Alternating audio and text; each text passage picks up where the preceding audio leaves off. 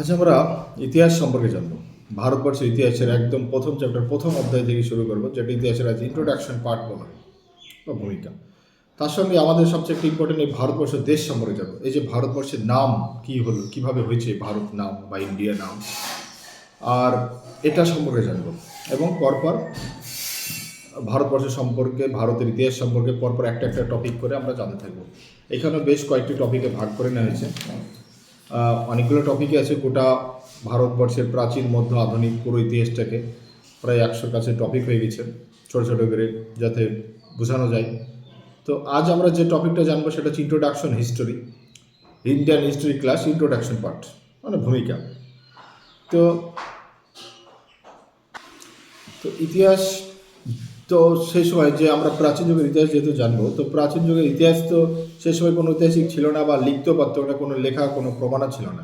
তাহলে সেগুলো জানা গেল কীভাবে? উপাদান, প্রত্নতাত্ত্বিক উপাদান থেকে জানা গেছে। মাটি খুঁড়ে যেগুলো পাওয়া গেছে, মুদ্রা, মুদ্রা, পুরাণ, নাটক, ঐতিহাসিক লেখা, লিপি, লেখমালা, শিলালেখ, এইসব থেকে ইতিহাস জানা যায়। তারপর ইতিহাস পড়তে থেকে পার্ট ওয়ানে প্রথমেই ভারতের সংবিধানে যেটা আমরা দেখতো, India that is Bharat is a union of state, এটা 1 নম্বর আর্টিকেল 1 নম্বর পার্টে আছে, আমরা সংবিধানে দেখেছি। তো আমরা আমাদের দেশের নাম, আমাদের ভারতবর্ষের নাম কিন্তু ভারত, ইন্ডিয়া, হিন্দুস্থান, ভারতবর্ষ, এই নামগুলো বলা হয় বা এই নামগুলোতে আমরা বলি। কিন্তু অ্যাকচুয়ালি এই নামগুলো আমাদের দেশের দেওয়া না, সবগুলো কিছু আছে আমাদের দেশে দেওয়া। অ্যাকচুয়ালি এই নামগুলো কীভাবে এসছে, ইন্ডিয়া নাম কিভাবে হলো, বা ভারত কিভাবে হলো, বা হিন্দুস্তান কীভাবে হলো, এগুলো সম্পর্কে জানবো।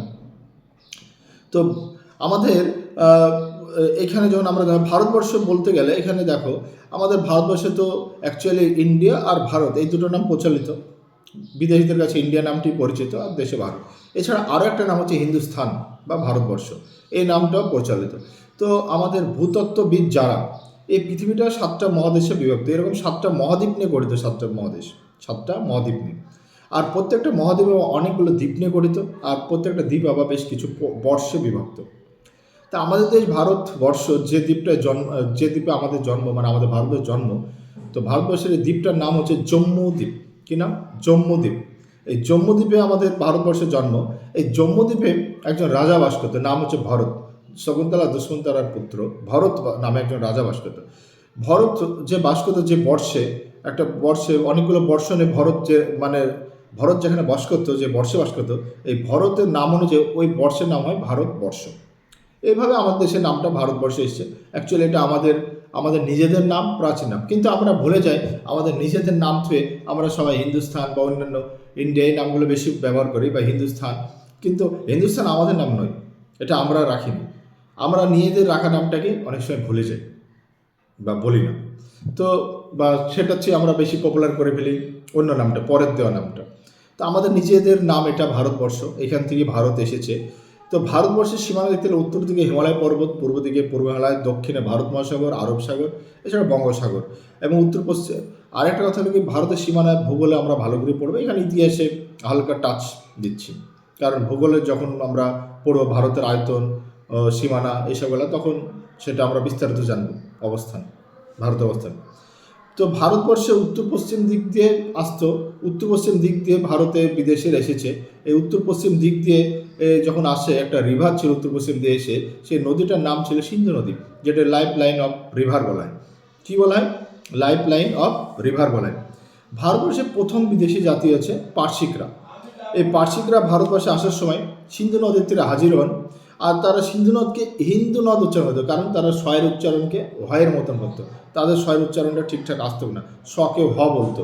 তো সিন্ধু নদীর তীরে এসে তারা সিন্ধু নদকে হিন্দু নদ বলে। আর পার্সিকরা জায়গা বা কোনো দেশ বা এসবকে স্থান বলতো। তাই এই যে সিন্ধু নদীর তীরে যে স্থান বা যে দেশ আছে সেটা তো স্থান, সিন্ধু নদকে তারা হিন্দু নদ বলতো। আর হিন্দু নদীর তীরে যে স্থান বা বসতি গড়ে উঠছে সেটা স্থান একটা, তাই হিন্দু আর স্থান দিয়ে হিন্দুস্থান। এই পার্সিকরাই এই হিন্দুস্থান নামটা দিয়েছিল, পার্সিকদের কাছ থেকে আমাদের ভারতবর্ষের নাম হয় হিন্দুস্থান। পরবর্তীকালে গ্রিক ও রোমানরা আবার উত্তর পশ্চিম দিক দিয়ে ভারতে প্রবেশ করে সিন্ধু নদে হাজির হন। তারা সিন্ধু নদকে ইন্ডুস নদ বলতো, ইন্ডুস, সিন্ধুকে ইন্ডুস বলতো। এই ইন্ডুস থেকে ইন্ডিয়া নামের উৎপত্তি।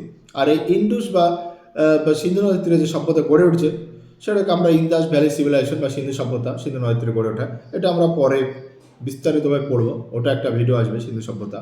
তো এই ইন্ডিয়া নামটির উৎপত্তি হয়েছে গ্রিক রোমানদের কাছ থেকে। গ্রিক রোমানরা ইন্ডিয়া নামটি দিয়েছে।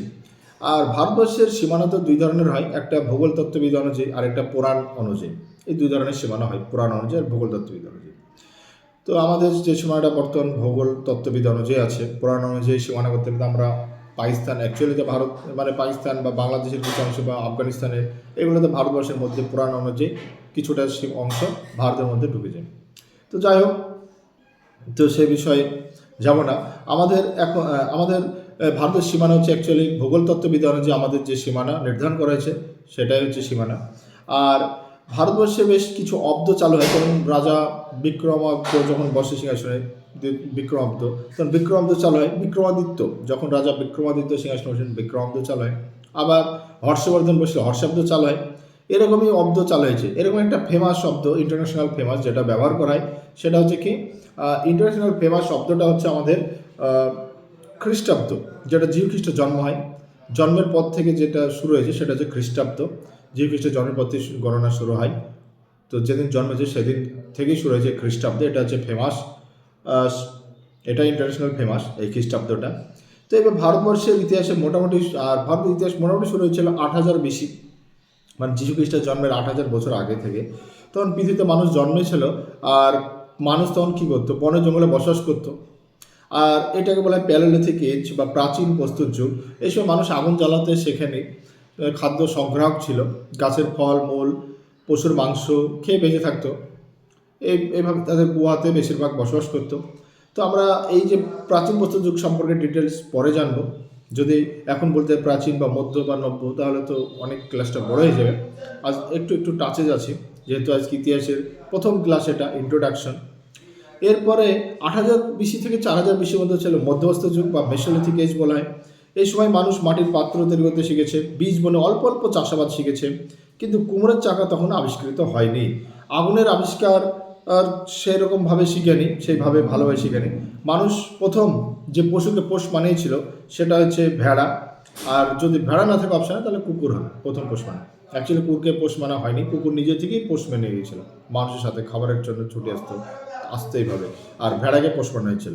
তাহলে ভেড়া আর কুকুর দুটি অপশানে, যদি ভেড়া থাকে তাহলে ভেড়া হবে, আর ভেড়া না থাকলে তখন কুকুর হবে। আর 4000 BC থেকে 2500 BC, এটা হচ্ছে নব্যস্ত যুগ বলা হয়। এই সময় মানুষ আগুনের ব্যবহার শিখে নিয়েছে, কুমোরের চাকা আবিষ্কার হয়েছে, অনেক কিছু উন্নত, চাষাবাদ শুরু হয়ে গেছে, অনেক উন্নত হয়েছে, কাঠের লাঙল ব্যবহারে চাষাবাদ করতো। তো এই সময় একটা প্রাচীন সভ্যতা ভারতে, সেটা হচ্ছে মেহেরগড় সভ্যতা। এটা আমরা মেহেরগড় যদিও তারও অনেক 7000 খ্রিস্টপূর্বাব্দে মেহেরগড় সভ্যতা শুরু হয়েছিল, প্রায় 2500 পর্যন্ত ছিল। আর এরপরে শুরু হয়েছিল ধাতুর যুগ, 2500 BC থেকে 1500 BC, এটা হচ্ছে তাম্রপ্রস্তর যুগ বলা হয়। কারণ পাথর তো মানুষ প্রথম থেকেই ব্যবহার জানতো, পাথরের পর তামার ব্যবহার আসলো, তাই তাম্রপ্রস্তর যুগ বলা হয়, তামার পাথর। তো তামা রাজস্থানের ক্ষেত্রে হচ্ছে সবচেয়ে পুরানো তাম্র খনি যেমন। আর মানুষের জানা প্রথম ধাতু হচ্ছে কি, সোনা। মানুষের জানা প্রথম ধাতু সোনা, আর মানুষের ব্যবহৃত প্রথম ধাতু তামা। আর 2500 BC থেকে 1500 BC, এটা হচ্ছে তাম্রপ্রস্তর যুগ, কারণ এখানে তামার ব্যবহার শুরু হয়। আর পাথরের ব্যবহারও নবস্ত যুগে চলছিল, তাই এটাকে বলা হয় চ্যালকোলিথিক এজ। এই যুগের একটি সভ্যতা হলো গুরুত্বপূর্ণ সভ্যতা সিন্ধু সভ্যতা। সিন্ধু সভ্যতা নগর সভ্যতা, যেটা শহর সভ্যতা, এটা সম্পর্কে আমরা ডিটেলস জানবো পরের ক্লাসে। এরপরে শুরু হয় লৌহযুগ, 1000 BC থেকে লৌহযুগ শুরু হয়েছে। কিন্তু ভারতবর্ষে মানুষ লৌহের ব্যবহার প্রথম শিখেনি। যে আর্যরা ভারতবর্ষে প্রবেশ করেছিল 1500 BC থেকে 1000 BC এর সময় আর্যরা ভারতে আসে, তারা লৌহ সাথে করে নিয়ে এসেছিল, কারণ আর্যরা লৌহর ব্যবহার জানতো। কিন্তু ভারতের মানুষ সে সময় লৌহর ব্যবহার জানতো না। 1000 BC-তে ভারতবর্ষের মানুষ লৌহর ব্যবহার শিখেছিল, 1000 BC-তে। এই থেকে শুরু হয় লৌহ যুগের সভ্যতা বা লৌহ সভ্যতা বা নব্যস্ত যুগ। আর এর ফলে মানুষ অনেক উন্নত হয়, এবং তখন থেকে শুরু হয়ে যায় মানুষের রাজা নির্বাচন হতে শুরু করে, শাসক মানে রাজা বা শাসক নির্বাচন হতে শুরু করে, সভ্যতা তৈরি হয়ে যায়, সমাজ গড়ে ওঠে আস্তে আস্তে, এভাবে তৈরি হয়ে যায়। তো আজকে ক্লাসটা এখানে শেষ করলাম।